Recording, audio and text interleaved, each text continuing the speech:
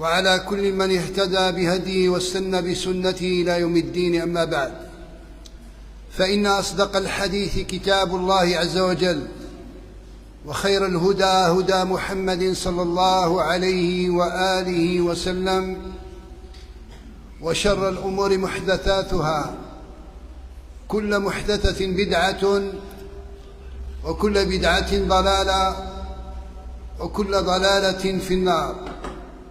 أعاذنا الله جميعا من الضلالة ومن النار، ونسأل الله تعالى جميعا الهداية والجنة، أمين. وبعد، إخواني الأفاضل، أيها الحضور الكريم، السلام عليكم جميعا ورحمة الله وبركاته. إذن عنوان هذه الكلمة كما تم الإعلان عنه، والتي أسأل الله تعالى أن تكون هذه الكلمة موفقة وللحضور وللجميع نافعة، هو: يا غلام إني أعلمك كلمات. وأصل هذا العنوان مقتطع من حديث ابن عباس رضي الله تعالى عنهما، حين قال له رسول الله صلى الله عليه وسلم: يا غلام إني أعلمك كلمات، احفظ الله يحفظك، احفظ الله تجده تجاهك. الحديث. كلمة يا غلام في اللغة العربية التي نطق بها شرعنا الكريم وديننا الحنيف تعني الطفل الصغير الذكر إلى أن يشب، يعني إلى أن يصير شابا قبل أن يبلغ الحلم. هذا للذكر. للأنثى الجارية، يقابل الغلام الجارية. ولكن قد يطلق الغلام على العبد، على المملوك، على المملوك، على المولى. ركزوا جيدا. كما يطلق على الرجل الكبير مجازا. ويتعين فهم المعنى من هذه الإطلاقات بحسب السياقات. ما معنى هذا الكلام؟ بالمثال يتبين ويتضح المقام. الأصل عندما يطلق الغلام يراد به الصبي، صح، حتى يصير شابا. هذا هو الغلام كما هو في الحديث معنا. علاش يا جماعة؟ لأن ابن عباس رضي الله تعالى عنهما مات النبي صلى الله عليه وسلم وعمره شحال ابن عباس؟ قيل 13 سنة وقيل 15، ففي جميع الحالات هو صبي قبل أن يبلغ الحلم. ولكن قد يطلق الغلام ويراد به المملوك، العبد. وأتيكم بدليل.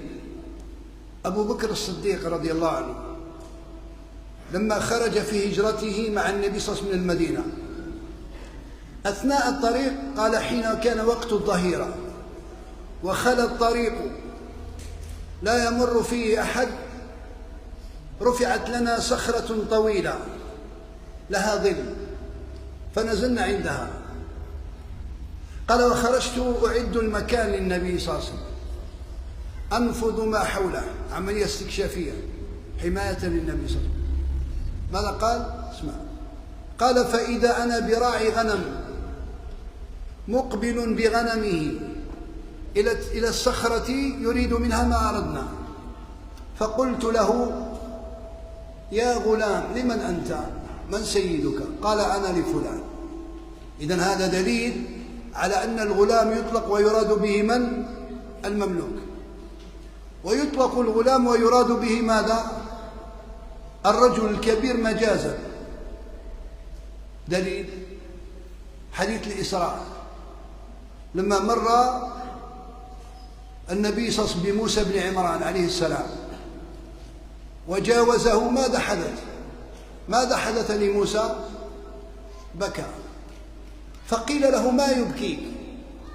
قال: أبكي لأن غلاما بعث من بعدي يدخل الجنة من أمته أكثر مما يدخل من أمتي. من الغلام؟ النبي صلى الله عليه وسلم، ولم يكن غلاما، شحال كان في عمر النبي صلى الله عليه وسلم في الإسراء والمعراج؟ من يعلم؟ شو عملية حسابية سريعة. بعث على رأس 40. إسراء هناك من يقول وقعت في السنة 10 للنبوة، وهناك من يقول متأخرة بين يدي الهجرة، نقول 11-12 النبوة. في جميع الأحوال 53 سنة. وهل 52 سنة غلام بمعنى الصبي؟ لا. فيطلق على الرجل غلاما مجازا، ويعين المعنى ويفهم المعنى بحسب ما سيقت له هذه الكلمة. طيب أرجع الموضوع ثاني. يا غلام إني أعلمك كلمات. لمن موجه الكلام؟ لابن عباس. فيتبادر المعنى الأول عند الإطلاق وهو الصبي حتى يبلغ قبل بلوغ الحلم، فهذا هو الصبي. ابن عباس مات النبي صلى الله عليه وسلم عمره 13 سنة. شوف الأسلوب الراقي الرقراق، فيه الود، تحبيب العلم للصغار قبل الكبار. يا غلام إني أعلمك كلمات. كما تقول انت لولدك يا وليدي اسمع نقول لك نصحك، يا وليدي رد بالك، يا وليدي تودد. كما قال لقمان الحكيم لابنه وهو يعظه، واش قال له؟ يا بني لا تشرك بالله، يا بني أقم الصلاة. أسلوب راقي. طيب يا غلام إني أعلمك كلمات، احفظ الله يحفظك. كيف تحفظ الله عز وجل؟ أنت ضعيف. قال ابن رجب وغيره احفظ حقوقه وحدوده وأوامره ونواهيه، إذا فعلت ذلك حفظك الله، فالله خير حافظا وهو أرحم الراحمين. الجزاء من جنس العمل، نتائج تأتي حسب المقدمات. احفظ الله يحفظك. وأنا أريد في هذه الكلمة أن أسلط الضوء وأفصل الكلام في موضوع القرآن. تبعوا له مسألة جيدة. أعظم ما يحفظ القرآن، يحفظ حقوق القرآن، تحفظ حقوق القرآن، حدوده، أوامره، نواهيه. صح. فالقرآن أيها الإخوة الكرام، القرآن القرآن أيها الإخوة الكرام هو مصدر عز هذه الأمة، مصدر قوتها، مصدر هدايتها، مصدر سعادتها. أين ذلك؟ في الدنيا والآخرة معا. القرآن مصدر عز هذه الأمة، فمهما ابتغت العزة في غيرها ماذا يحدث لها؟ الذل. يسلط على رقبتها سيف وصوت الذل عليها، لأنها تبحث عن العز في غير موضعه. فالقرآن مصدر عزها، مصدر هدايتها، فمهما راحت تبحث عن الهداية في غيره ماذا يحدث لها؟ الضلال المبين. القرآن مصدر سعادتها، فإذا ابتغت السعادة في غيره ماذا حدث لها؟ شقاء. نعوذ بالله.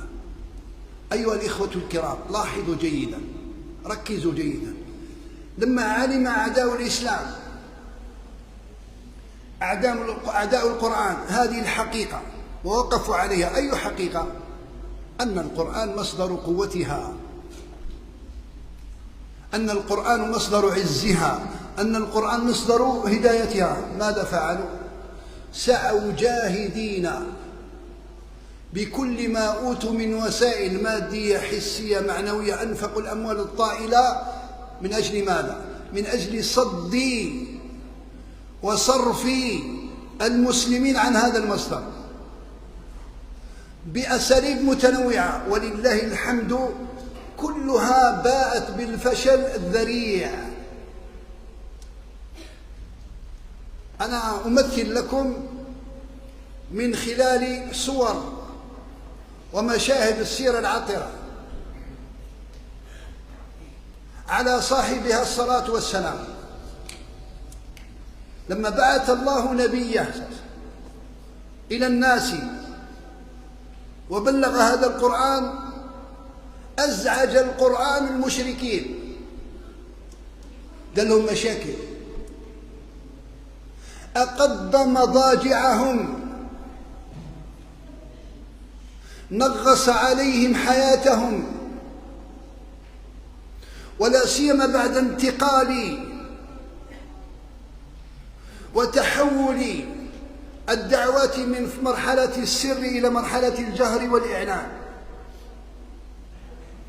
فوافق ذلك قدوم العرب من كل فج عميق إلى مكة بمناسبة موسم الحج سنة الرابعة للنبوة. وشوش قريش اجتمعوا من أجل إيجاد حل سريع حاسم يقضي بصرف العرب عن هذا القرآن. علاش يا جماعة؟ لماذا؟ لأن القرآن يزلزل تلك العروش التي قامت على الباطل فيدمغها، لأنه يهدد مصالحهم، فمن أجل حماية مصالحهم سعوا لصرف العرب عن هذا القرآن. وشي وسوي يا جماعة؟ اجتمع عند رجل أسن رجل في قريش في ذلك الوقت، هو الكبير يعني وأشرفهم وأفصح العرب من أفصح العرب، باش يسيبوا حل تهمة تلصق بالقرآن لصرف الناس عنه. اجتمع عند رجل اسمه الوليد ابن المغيرة المخزومي، وهذا رجل مثير للدهشة وللجدل، رجل وصفه القرآن بأنه عنيد، إنه كان لآياتنا عنيدا. هذا الوليد المغيرة. قالوا له لازم نسيبوا حل، ما هو الرأي؟ قال قولوا وأنا أسمع، أنا أحكم. قال قائل نقول شاعر، قال والله ما هو بشاعر، يفيقونك يقولوا شاعر، نحن شعراء والعرب تعرف الشعر، وهذا الذي جاء به محمد لا يقوله شاعر ولا كاهن ولا يقوله ساحر ولا جني ولا يقوله بشر. رد هذا الاختراع. قالوا خلونا ألغيه. تفضل. قال نقول كاهن، قال والله ما هو بكاهن. رد هذا الاقتراح. تفضل. قال نقول سحر مجنون. ردت الاقتراحات. قالوا ما لا أعطينا رأيك أنت، أرنا رأيك الذي لا غضاضة فيه نقول به ونجمع عليه ونصد به العرب عن القرآن. قالوا القضية تحتاج إلى تفكير وإلى مهلة وإلى تخطيط. قالوا مدعوا ما يسهل. فمكث في بيته يفكر 3 ليالي، وقد وصف تفكيره في القرآن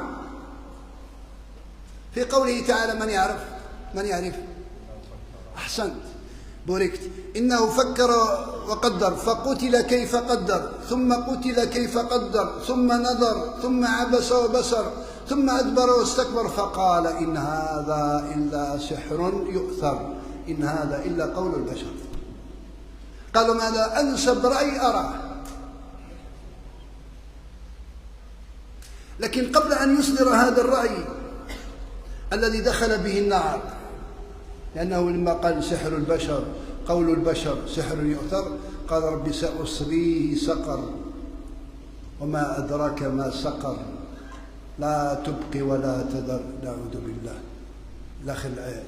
قبل ذلك في الجلسة السرية قالوا يا قوم تحبوا صح والله إن لكلامه لحلاوة الله أكبر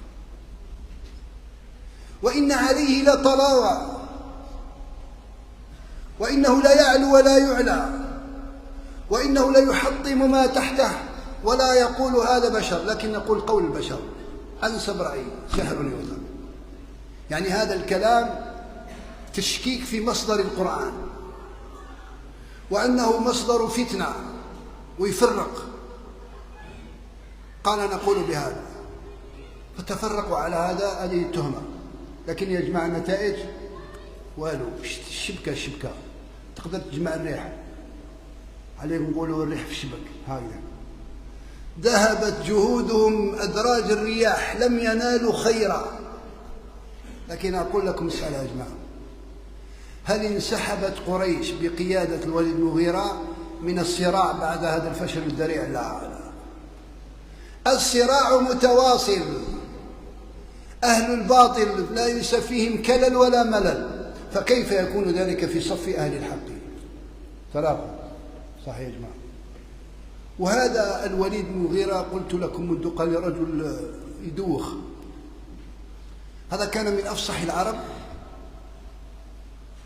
وكان هذا الرجل يقال له وحيد قريش أو وحيد مكة.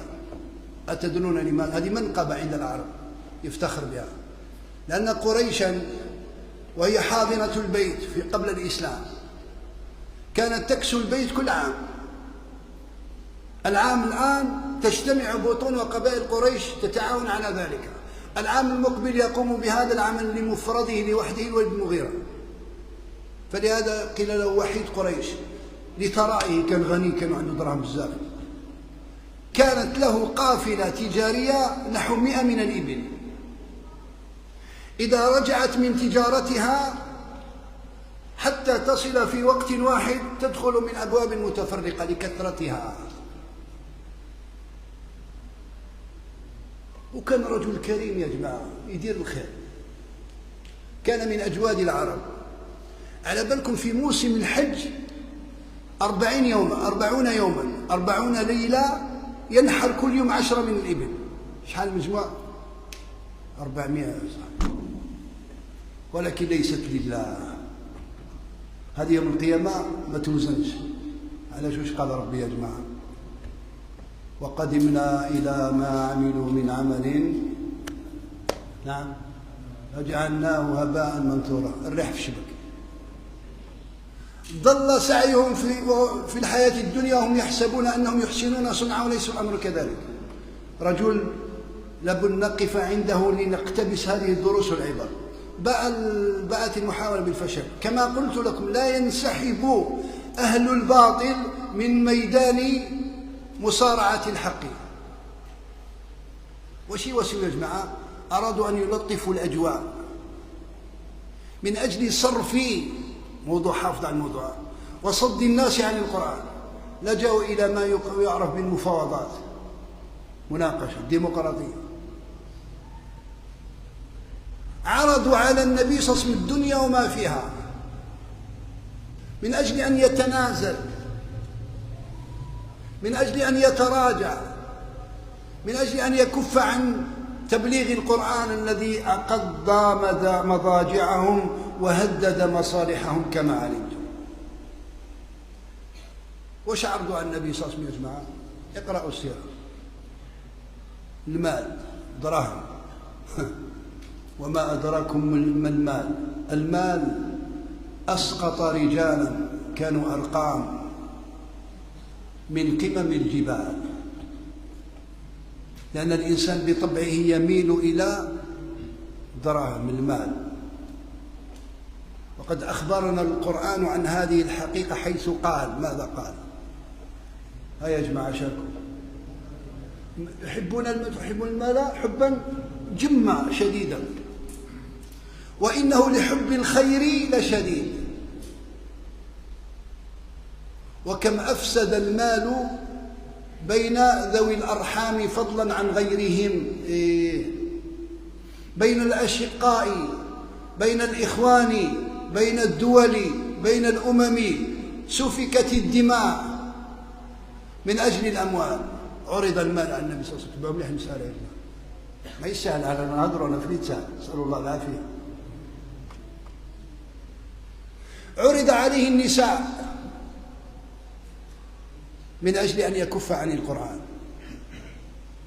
عرض عليه شرف. زيد وش عرض عليه؟ الملك الكرسي. بغية أن يتراجع، أن يتنحى، ينسحب، لا يبلغ القرآن.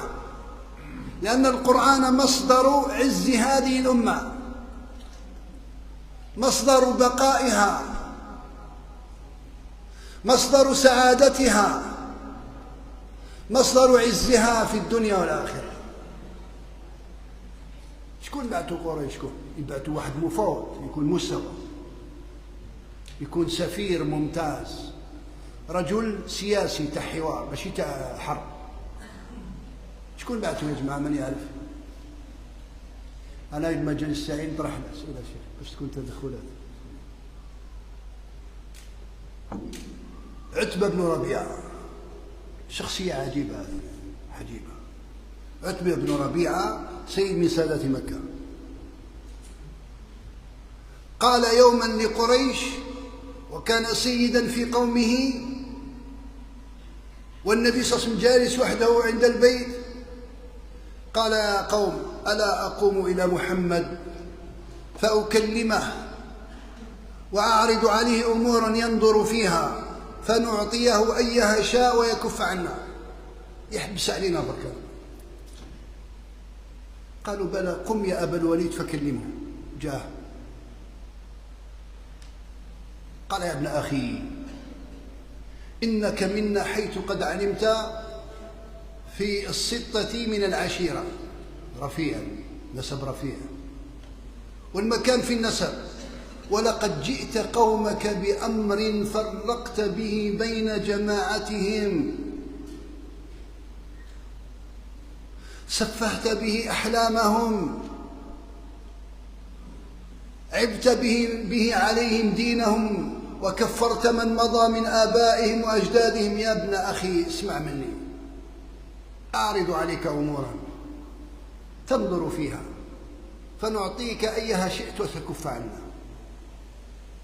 وش قال له النبي صلى الله عليه وسلم؟ قال قل يا أبا الوليد أسمع. شوف أدب الحوار يا جماعة. قالوش لا لا لا أنا وش راح تقول لي ما كان له تضيع في وقتك. أراد أن يستفرغه، يجيب كاع وش عنده. قال قل أسمع.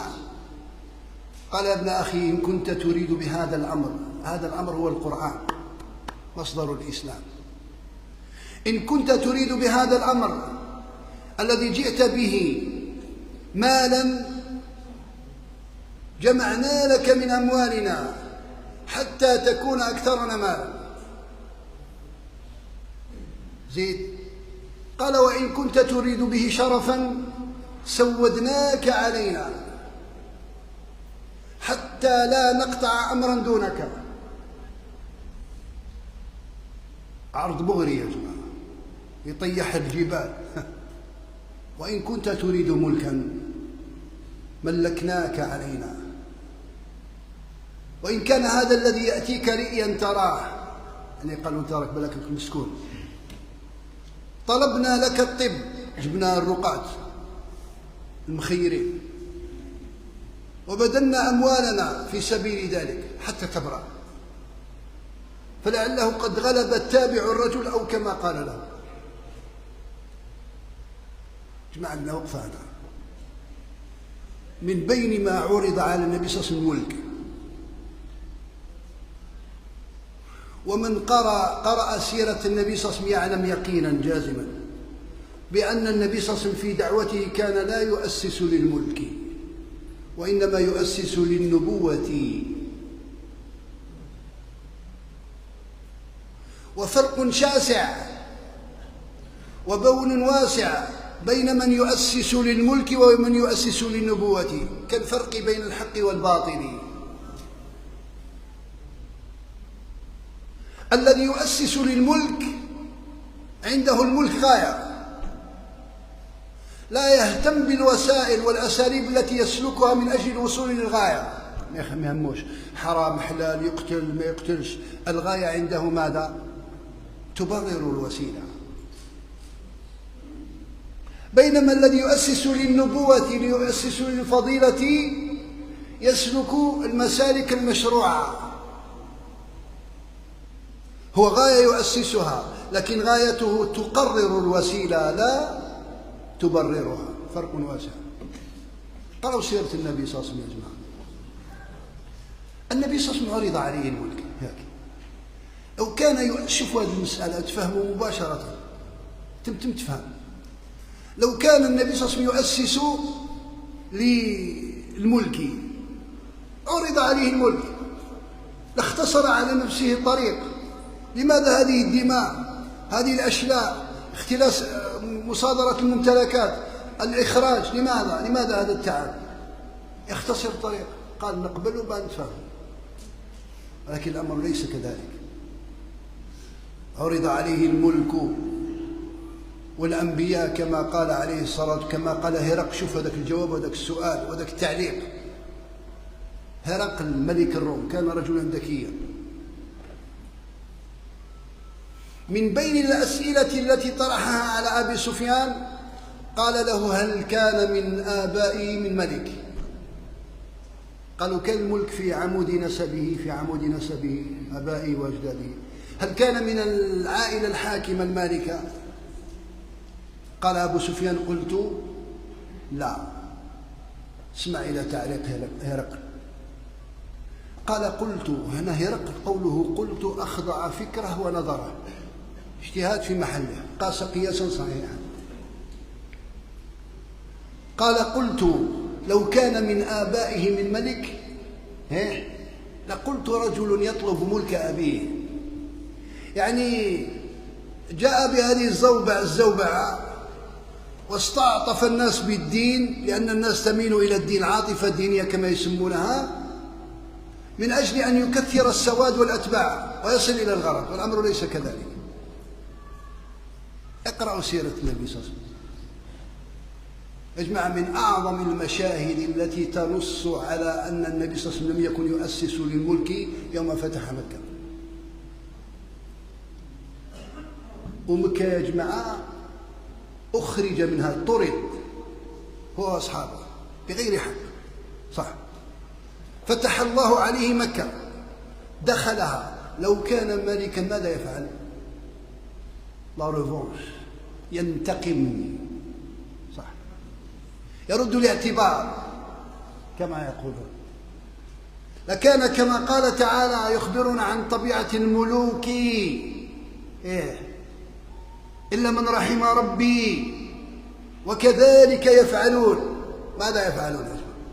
اقرأ الآية: إن الملوك إذا دخلوا قرية أفسدوها وجعلوا أعزة أهلها أذلة وكذلك يفعلون. لو كان ملكا، كيف دخل مكان النبي صلى الله عليه وسلم يا جماعة؟ دخلها خاضعا خاشعا باكيا لربه ذاكرا متواضعا، قمة في التواضع. أهكذا يدخل الملوك القرى؟ أهكذا؟ نعود إلى الآية: إن الملوك إذا دخلوا قرية ماذا؟ أفسدوها. لكنه يؤسس للنبوة. ولما أراد دخول مكة أعلن حظر التجوال، ممنوع التجول. علاش؟ حتى لا تسفك الدماء من أثر الاحتدام والاقتتال والمواجهة. يريد أن يفتحها سلميا حقنا للدماء. فألقي القبض، حكم واحد متلبسا بالمخالفة، يمشي في وقت كبر فيه. بالمناسبة يجب أن نفتحوا قوس ونغلقوا باش نذكروا وتذكروا نهار كنا ندخلوا على الدار على 12 تاع النهار، ماشي تاع الليل، تاع النهار، كورونا. شوف لازمش تنساو وما كان ربك نسيا. بعد يطلعوا على الزوج نفرحوا على الزوج ندخلوا، ها صلينا الظهرين ندخلوا، بعد على 4 بعد على 6. نعم يا جماعة لازمش ننساو. ولكن كنا نتوقع أن بعد تلك المحنة نعود بقوة إلى التوبة. هناك من تاب، وهناك كما قيل عادت حليمة إلى عادتها القديمة، والله المستعان. فألقي القوس، نعود إلى الموضوع. ألقي عليه القبض فجيء به إلى النبي صلى الله عليه وسلم. عن بالو راهو الدين وعندك كاش ملك طاغية يترعد مسكين، ماشي مسكين، الله على عبارة تاعنا يترعد. وش دار له النبي صلى الله عليه وسلم؟ لو كان ملكا لأمر بفصل رأسه عن جسده، أقيموا عليه القانون. قالوا هون على نفسك، حط يده على صدره. قالوا لا ما تخافش كلمي روحك، تاعنا اللغة تاعنا، هون على نفسك، أنا لست ملكا، أنا ابن امرأة من قريش كانت تأكل القديد صلوات ربي وسلامه. قالوا أنا يما كانت تأكل قديد. هكذا حال الملوك أبدا. ولما مرت بأبي سفيان سيد مكة، خيل النبي صلى الله عليه وسلم تدخل مكة، فيها المهاجرون والأنصار. شوف ذاك المشهد، استعراض عسكري عظيم. بلغت قوة المسلمين من خلال هذه الترسانة العسكرية ما لم يكن في الحسبان عند أبي سفيان. فلما مرت به قوة النبي صلى الله عليه وسلم قال للعباس، وقد أمر النبي صلى الله عليه وسلم العباس أن يحبس أبا سفيان عند مضيق الجبل حتى تمر عليه خيل الله. يريد بهذا الصنيع ماذا النبي صلى الله عليه وسلم؟ اتبعوا الأحداث. يريد أن يشن حربا نفسية على أبي سفيان فينهزم نفسيا وينقل الهزيمة إلى قومه، فلا تحدثه نفسه بالمواجهة، فيتحقق هدف النبي صلى الله عليه وسلم هو فتح مكة سلميا. قمة لازم تقرأوا السيرة بهذا المنظور يا جماعة، من جميع الزوايا والخفايا. فلما مر به جيش المسلمين بقيادة النبي صلى الله عليه وسلم انهزم أبو سفيان. وش قال كلمة أخطأ فيها تحتاج إلى تصحيح.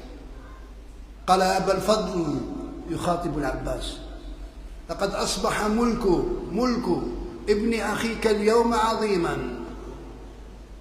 قال له العباس: لا يا أبا حنظلة، إنها النبوة ليست الملك. ما كان يؤسس للملك صلوات ربي وسلامه.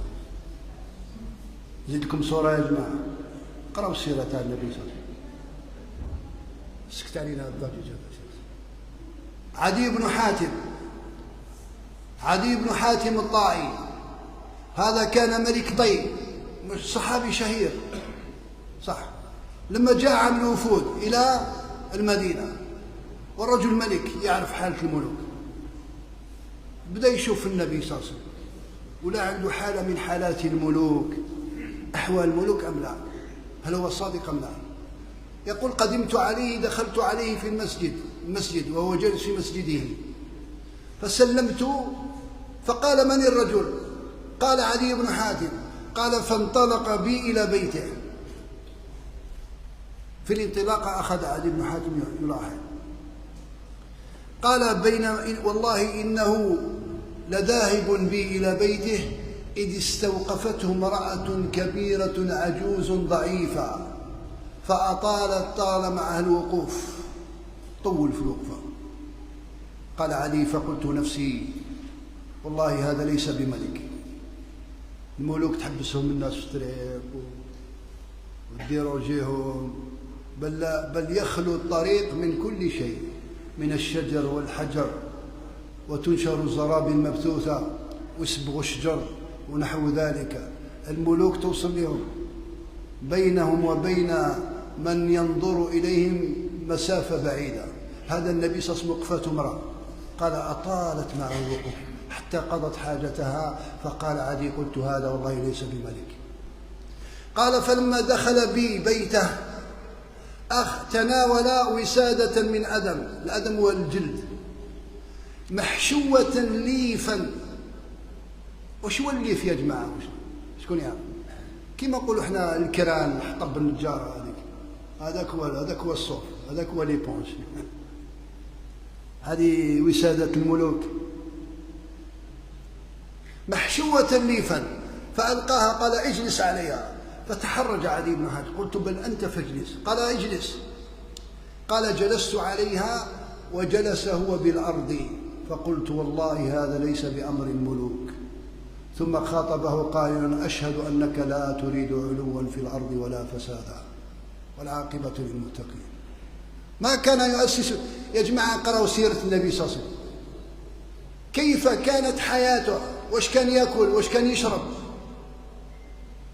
ليس كحال الملوك، كان أزهد الخلق، زهد لا يطيقه غيره. بالمناسبة يا جماعة، وش هو تعريف الزهد؟ الزهد ماشي الفقر، الزهد أن تزهد في الدنيا وأنت قادر عليها، اختبار امتحان. ترك ما لا ينفع يوم القيامة. أقرأوا كيف كان عايش النبي صلى الله عليه وسلم.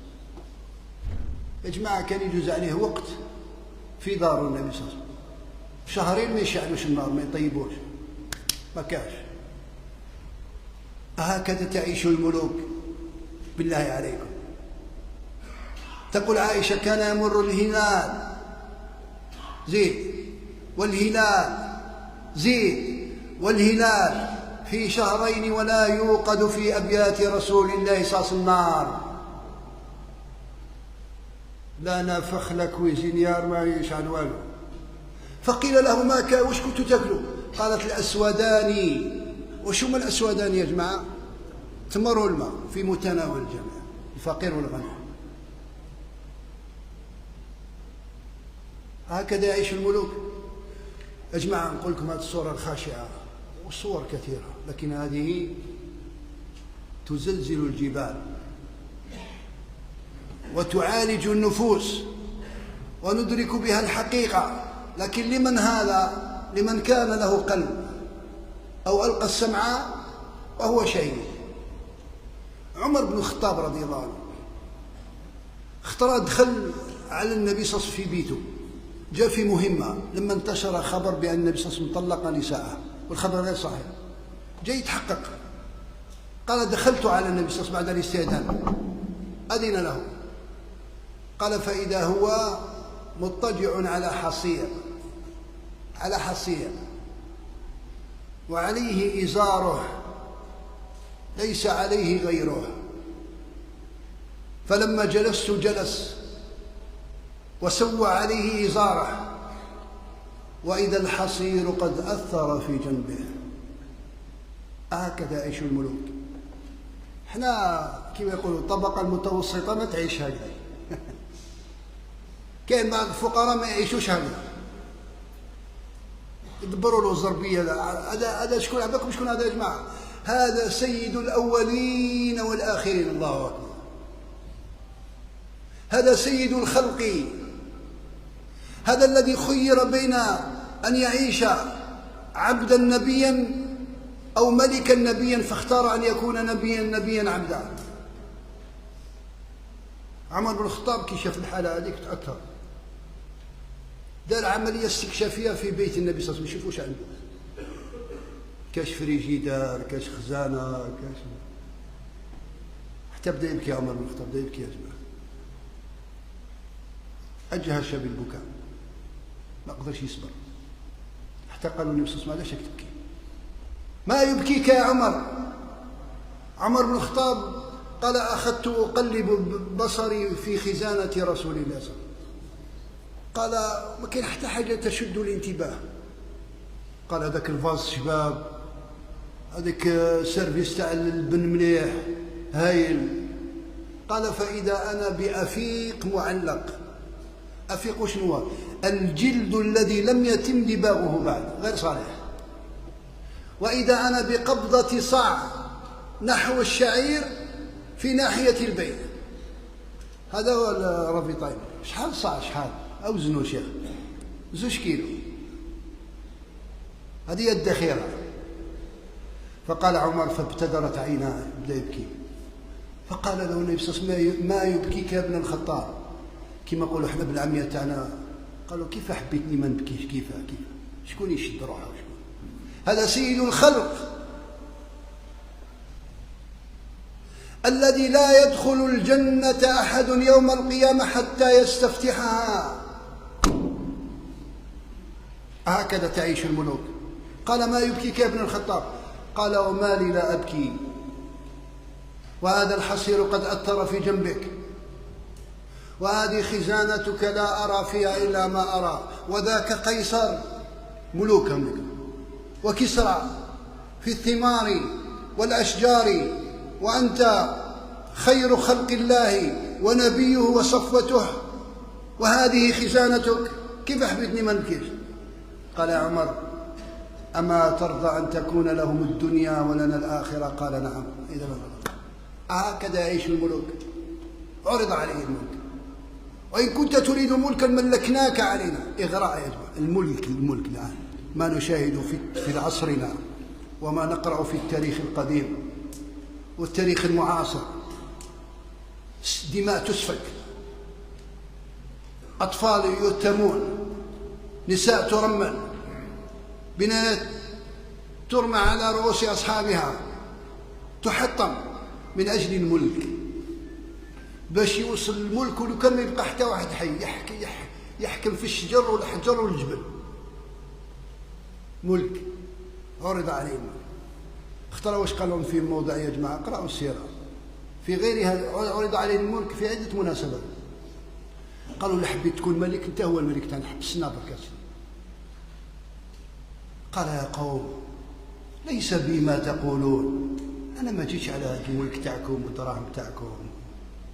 أين هذا في الجنة يا جماعة؟ هذه فانية، هذه متاع قليل والو. يا قوم ليس بي ما تقولون، ما جئت بما جئتكم به أطلب أموالكم ولا الشرف فيكم ولا الملك عليكم. مش هذا هو الأوبجيكتيف تاعي أنا، ولا الملك عليكم، ولكن الله بعثني إليكم رسولا. هذه الأهداف المسطرة. وأنزل علي كتابا وأمرني أن أكون لكم بشيرا ونذيرا، فقد بلغتكم رسالات ربي ونصحت لكم، فإن تقبلوا مني فذاك حظكم في الدنيا والآخرة، وإن تردوا علي أصبر حتى يحكم الله بيني وبينكم. الله أكبر. قال يا ودي ماشي على هذا، راكم تقولوا لي الملك تاعكم والدراهم تاعكم والمال والشرف والنساء. يا قوم ليس بما تقولون. فالنبي صلى الله عليه وسلم كان يؤسس لأي شيء، للنبوة لا يؤسس للملك. عرض عليه الملك، الإغراءات، الدنيا، المال، من أجل ماذا يا جماعة؟ أردكم إلى الموضوع. من أجل أن يكف عن تبليغ القرآن، لأن القرآن قد نغص عليهم حياتهم التي قامت على الباطل، والقرآن حق يحارب الباطل. إن الباطل كان زهوقا، فشل بعضه فوق بعض. لكن السؤال يعود بعد هذا الفشل المستمر، هل انسحب الباطل من ساحة الميدان في قتال ومواجهة ومجابهة الحق؟ لم يفعل، استمر. وبعد لجأوا إلى أي شيء يا جماعة؟ اقرأوا السيرة، اقرأوا التاريخ. لجأوا إلى قوة السلطان، هم اللي يحكموا، ونفوذ الحكم، فأصدروا قانونا جائرا وحكما ظالما يقضي بماذا؟ وش هي الحكم تاعو هذا؟ يقضي بتحريم وتجريم من يستمع إلى القرآن فضلا عن أن يقرأ القرآن. حرام، ممنوع، بتحريم وتجريم من؟ ماشي اللي يبيعوا الكاشيات والمخدرات، لا، اللي يسمع القرآن ولا اللي يقرأ القرآن، جريمة، تجريم. وهذا الذي سجله في القرآن في قوله تعالى: وقال الذين كفروا لا تسمعوا لهذا القرآن والغوا فيه لعلكم تغلبون. إذا خدعكم واحد بيقرأ القرآن بدأوا تصفقوا وتطبلوا. علاش الضجيج يا جماعة؟ حتى لا يقع تركيز عند سماع القرآن، لأن التركيز عند سماع القرآن معناه تدبر القرآن، ومن تدبر القرآن فإن للقرآن على قلبه سلطانا. القرآن يستمل القلوب، يدخل على القلوب دون استعداد. لو أنزلنا هذا القرآن على جبل لرأيته ماذا؟ خاشعا متصدعا من خشية الله. وتلك الأمثال نضربها للناس لعلهم يتفكرون. لكن باءت كل محاولات بالفشل، لأنهم يحاربون الحق. والحق أيها الإخوة الكرام حتى وإن انهزم في بعض المشاهد، لكن لا يعني بأنه انهزم تماما، العاقبة له. شوفوا هرقل الذكية سقسى أبو سفيان، قالوا هل حاربتموه؟ يعني النبي صلى الله عليه وسلم، هل جرى بينكم وبينهم قتال؟ قال نعم. قالوا درتوا القرة؟ قالوا نعم. قالوا أخبرني عن النتائج، كيف شكون يغلب؟ كيف القتال بينكم؟ أبو سفيان قال القتال بيننا سجال، نغلب ويغلب، ينال منا وننال، يوم نساء ويوم نصر. وش قالوا هرقل؟ قال كذلك الرسل تغلب وتغلب ثم تكون العاقبة لهم. العاقبة للتقوى وليست للأقوى الفارغ من الروح والدين. العاقبة للمتقين، المستقبل لهذا الدين، شئتم أم أبيتم. الوقت وقت شيخ 3 دقائق. فانظروا أيها الإخوة الكرام، تأملوا في المسألة. القرآن علم الكفار بأن القرآن هو مصدر عز هذه الأمة، مصدر هدايتها، مصدر قوتها، مصدر بقائها، مصدر سعادتها في الدنيا والآخرة. لما وقفوا على هذه الحقيقة لم يقفوا مكتوفي الأيدي، بل أنفقوا أموالهم ليصدوا عن سبيل الله من أجل صد وصرف المسلمين عن هذا القرآن، لكنها محاولة فاشلة. ويأبى الله إلا أن يتم نوره ولو كره الكافرون. نشوف بعد الأذان نقول لكم واحد الحادثة في تاريخنا المعاصر، حتى ما يقوليش وحدك تحكي لنا غير القديم. تاريخنا المعاصر كيف حاول الكفار أن يفصلوا بين المسلمين والقرآن وطمس هويتهم واستنساخهم على أخلاق الكفار، لكنها باءت كلها بالفشل. علاش يا جماعة؟ بسبب ماذا؟ القرآن. سأذكر لكم هذه القصة بعد الأذان، وللحديث بقية، والله تعالى أعلم. تفضل.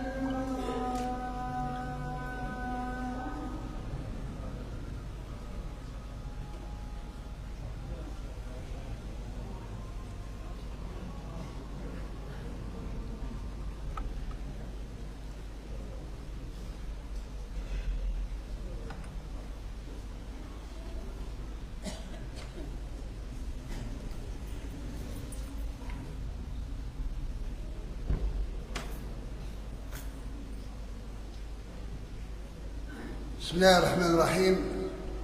إذن إخواني الكرام أيها الأحباء، لقد تعلمنا شيئا عظيما، ما هو أن عزتنا وأن سعادتنا وأن هدايتنا كل ذلك أيها الإخوة الكرام مرهون متوقف على ماذا؟ على التمسك بكتاب الله عز وجل، القرآن العظيم. وقد جاء يحضرني الآن خبر أثر قيل أنه موقوف على علي بن أبي طالب رضي الله عنه، لكن فيه كلام يشبه كلام النبوة في بيان فضل القرآن على الأمة. وصف رائع جدا، جامع شامل، جمع فأوعى.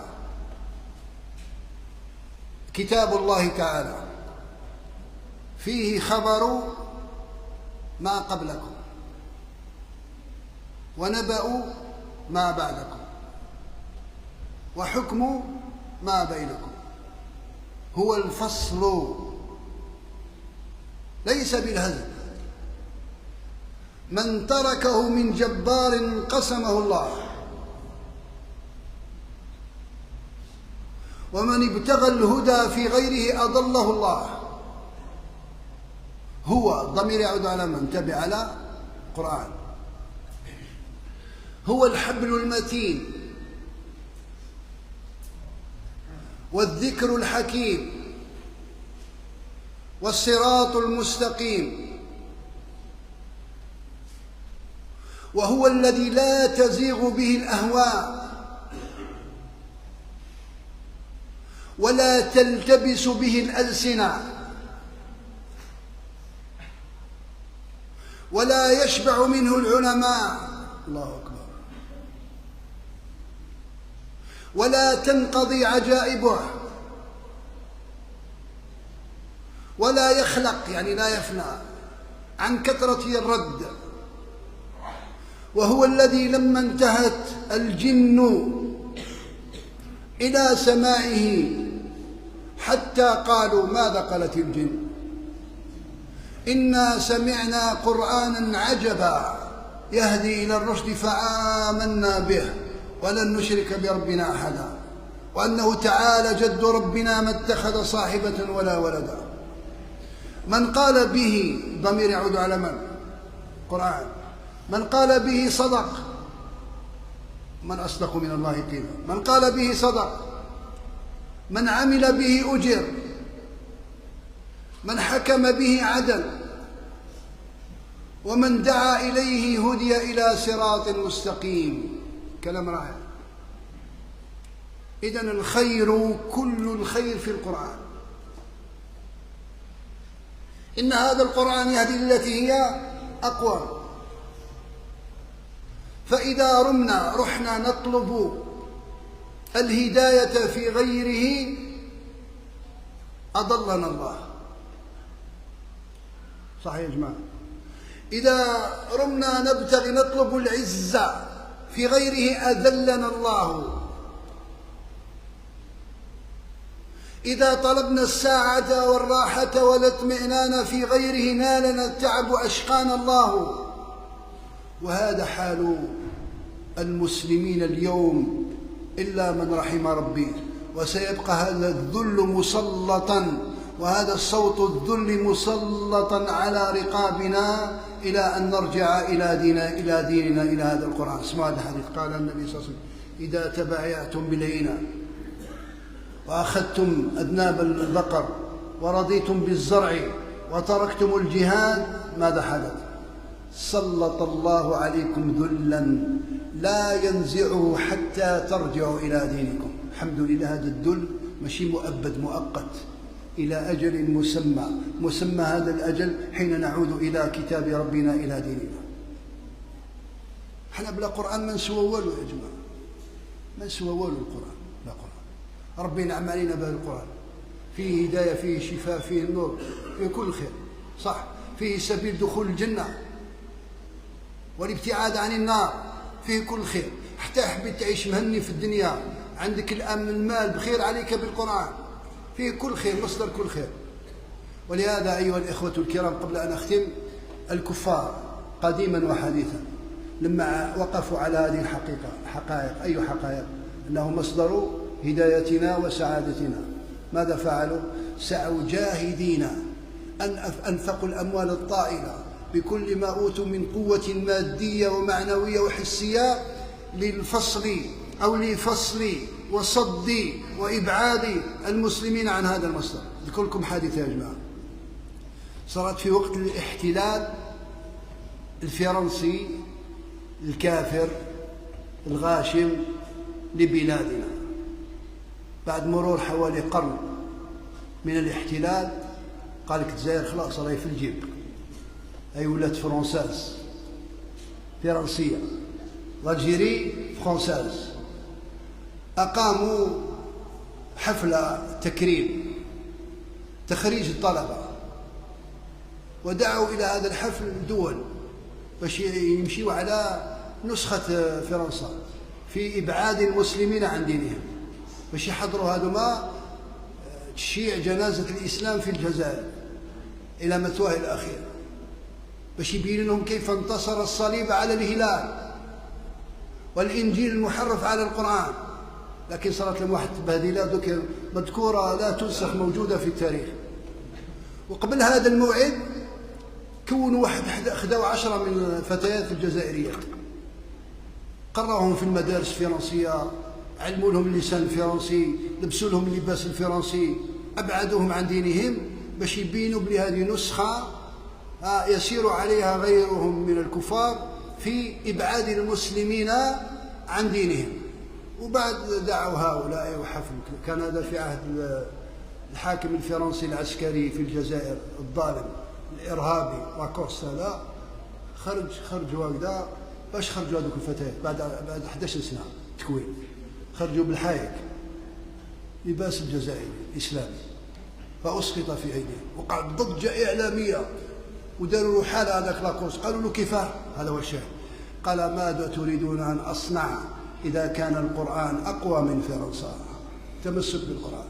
احنا نهار تمسكنا في القرآن والزوي وتعلموا القرآن وكتاتيب وكذا، انتصرنا بإذن الله تعالى، هو مصدر قوتنا ومصدر بقائنا. انظروا إلى طيشهم، راحوا لهم كاع الحلول كي ما وصلوش باش يفصلوا المسلمين عن القرآن. واش ولاو يواسوا؟ يحرقوا القرآن ويقطعوه، حرق على روحه، قطع على روحه. هذا مكرهم بالقرآن. لكن أين مكر الله؟ ويمكرون ويمكر الله. شوف بعد هذه الحادثة وقبلها وبعدها أقبل المسلمون على القرآن. شوف دلالي تاعنا كاع المساجد أصبحت ظاهرة. مكورنا لهنا جوا معمرين يحفظوا القرآن، ويمكرون ويمكر الله والله خير الماكرين، ولا يحق المكر السيء إلا بأهله.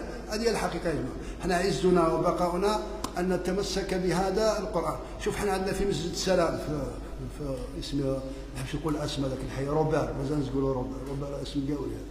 مسجد السلام فوق كارلو، مكورونا لهنايا كدعوا ميتة 11 حفظوا 60 حزب ومازالهم جايين. مسابقة منافسة. وزيد نقول لكم مسألة يا جماعة، حفاظ القرآن هم المتفوقون في الدراسة. أعلى درجة نالها المتفوق في امتحان البكالوريا حافظ كتاب الله عز وجل. كان يقولوا لنا بلي اللي يحفظوا القرآن تاع جامعة وقدام ومازالهم بكريين، هذوك شكون بكريين. أعلى درجة هي من يحمل كتاب الله عز وجل. علاش يا جماعة؟ لأن القرآن يفتح القلوب ويفتح العقول، مدد من الله تبارك وتعالى. فسبيل عزنا وبقائنا أن نتمسك بهذا القرآن، لكن ليس بالقرآن حفظا فقط عن ظهر القلب، حفظا وتدبرا وعملا ودعوة إليه والتخلق بأخلاقه. إن هذا القرآن يهدي للتي هي أقوم. وفي الأخير نشكر شيخنا الإمام عبد النور. نعم يزيد نازل راح نقول كلمة. والمشرفين إخوانهم المشرفين معه في هذه الدورة ماراثونية، ماشي أسبوعية، شحال؟ العشرية هذه 10 سنين، 10 أيام عفوا. هذه الدورة الماراثونية العشرية، يعني نفس طويل والجماعة صابرين، والحضور كيما هكذا شيخ، هذا الحضور كان أكثر من هذا. ما شاء الله هذا يدلك على أن هذه الدورات ناجحة بإذن الله تعالى، وهذه تعبر عن الصحوة في قلوبنا وفي نفوس المسلمين في بلادنا. فاللهم لك الحمد ولك الشكر. وهذا اليوم هو اليوم الختم إن شاء الله، واللهم اجعل خير أعمالنا خواتمها، وخير يومنا يوم نلقاك فيه. اللهم أحسن عاقبتنا في الأمور كلها، وأجرنا من خزي الدنيا والآخرة. اللهم اجعل خير أعمالنا خواتمها، واجعلنا من عبادك الصالحين الذين يستمعون القول ويتبعون أحسنه. اللهم أرنا الحق حقا وارزقنا اتباعه، وأرنا الباطل باطلا وارزقنا اجتنابه، واجعلنا من الراشدين. اللهم اجعلنا من أهل القرآن الذين هم أهلك وخاصتك. اللهم علمنا من القرآن ما جهلنا، وذكرنا منه ما نسينا، وارزقنا تلاوته آناء الليل وأطراف النهار على الوجه الذي ترضى به عنا، وارزقنا العمل به والاقتداء بسنة نبيك الكريم عليه الصلاة والسلام. اللهم ألف بين قلوبنا. اللهم انصر إخواننا المسلمين في أرض فلسطين، في غزة الأبية التي تجاهد وتقاتل في سبيل الله نيابة عن المسلمين، والله المستعان. اللهم انصرهم كلهم مؤيدا وناصرا. اللهم رد اليهود، واجعل تدميرهم في تدميرهم، واجعل الدائرة والسعى. يا رب إنه ليس يعجزك شيء في الأرض ولا في السماء، إنك على كل شيء قدير. وصلى الله وسلم وبارك على نبينا الكريم وآله وصحبه أجمعين، والحمد لله.